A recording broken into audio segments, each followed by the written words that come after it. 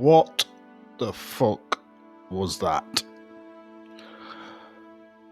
Manchester United versus Everton. Coming into the game and you're thinking City have lost, Liverpool have lost, big rivals around you, banter, you name it. Obviously joined in the banter myself. And all we've got to do after probably a good weekend in a sense for us in terms of results is just do our job. Do our job at home. 5 games unbeaten. Okay, last 2 games has been draws where you could say we could have lost those games, but this is Everton. Moyes, ugly twat that used to manage us. Basic coach. Coming to Old Trafford and really schooling Amorim, because in the game, as you can see, slow start, nervy start, don't know why. Playing at home, been playing okay at home, but for some reason it's like these players have forgotten how to play with each other. Okay, international break, but you do know each other. I don't understand it. Then you get a bit of a lifeline for the shit performance that you started with at the start of the game. Crazy scenes that I didn't even see properly on the TV, with Idrissa Gueye fighting with Michael Keane, and then he slaps him, and then next minute is sent off. You're thinking, okay, we haven't started the game particularly well, but they've got a player sent off now, so let's put the pressure on. Let's get the first goal and absolutely destroy Everton, as we should do. And from that point on, it just looked like Everton had the extra man and that we'd got a man sent off because we were playing that shit. It was absolute putrid is the only word I can explain. It hurt my eyes. I don't know what the fuck I was watching. It hurt my eyes. It was disgusting. It was embarrassing. It was... can't even think of the word for that showing that I've just watched there. It's a Monday night, and this is what you've got to watch. The weekend's gone, and this is the start of the week, is watching this bag of shit. It's absolutely horrible. And like I say, you're thinking, I didn't even see what had happened, as I was saying. I didn't even understand why he was being sent off. It was just like, get the rule book out, because it's like, man slaps his own player, gets sent off. You're thinking, what is going on here? But you're having a laugh thinking, well, they're a man down. We can turn it on now and get a win, even though we've been playing poor. But Man United doing Man United things these days. You've got that opportunity to squeeze into the top 4 with 3 points, and it's just difficult to do this video. But obviously you've got to do a video whether we win, lose or draw. But after that shit showing, and at this time, very in the mood to not even bother doing a video. But like I say, they get a man sent off, and Everton were the better side in that first half.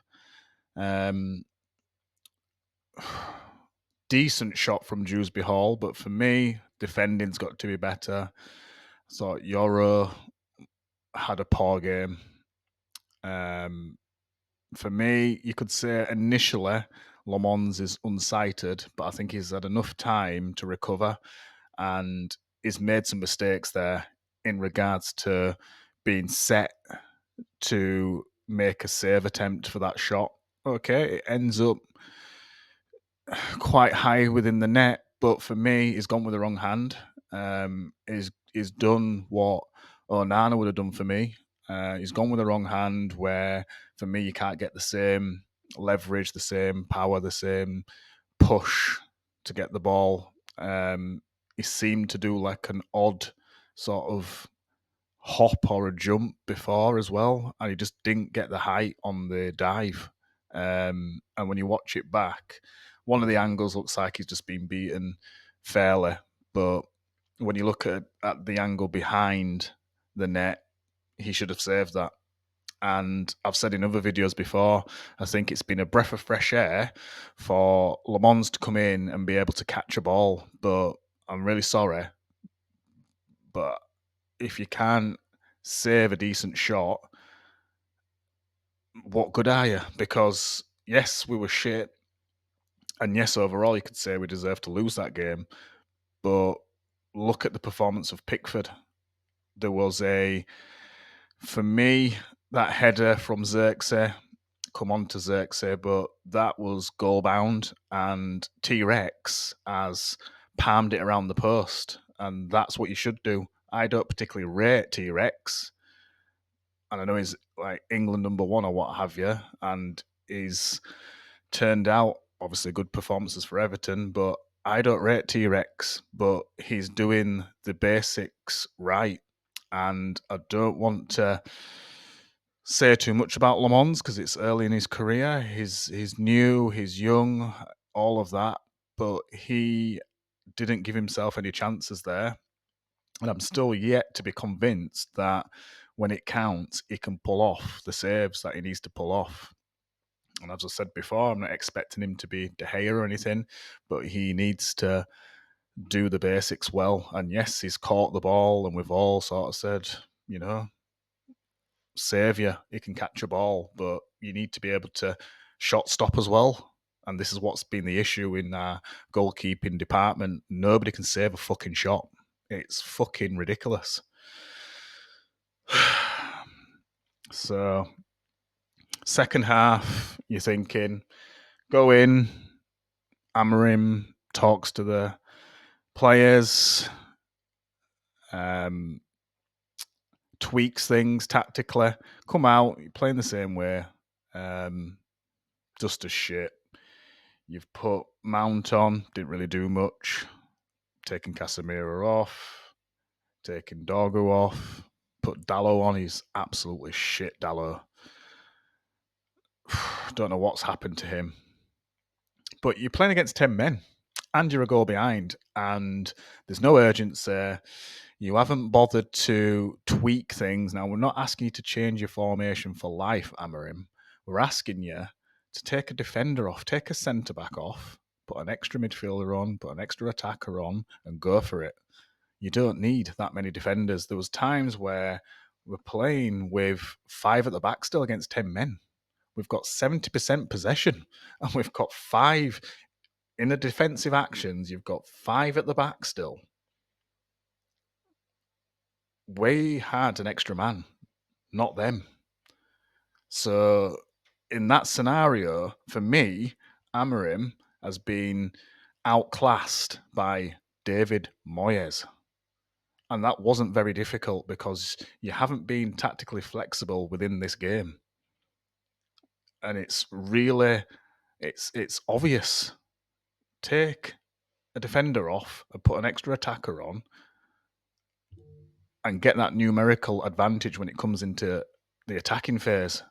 And you're going against their 2 banks of 4 with 4 or 5 attackers. You need to match them up from an attacking perspective.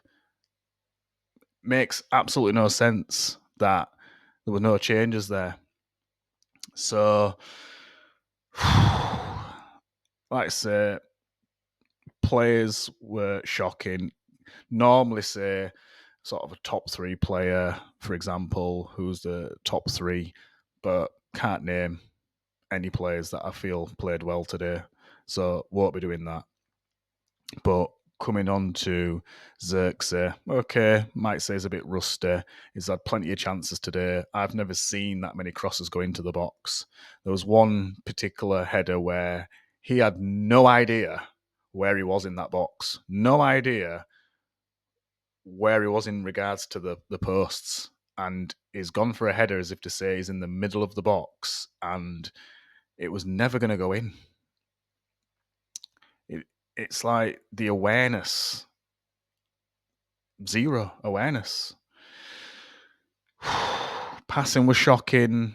Like the first half, Mazraoui was just breaking down attacks. Dalot breaking down attacks. Again, Amorim's system is built off flying wingbacks, and neither of them can hold the ball. Neither of them could pass. Neither could do a decent cross. Just everybody had a shocker, and could talk for days about how bad this performance was. But like I say, for me, although the team didn't do Amorim any favours, he could have changed things here. And it's, again, just slight tactical tweaks. So, next game is Crystal Palace at their place. No idea what's going to happen there.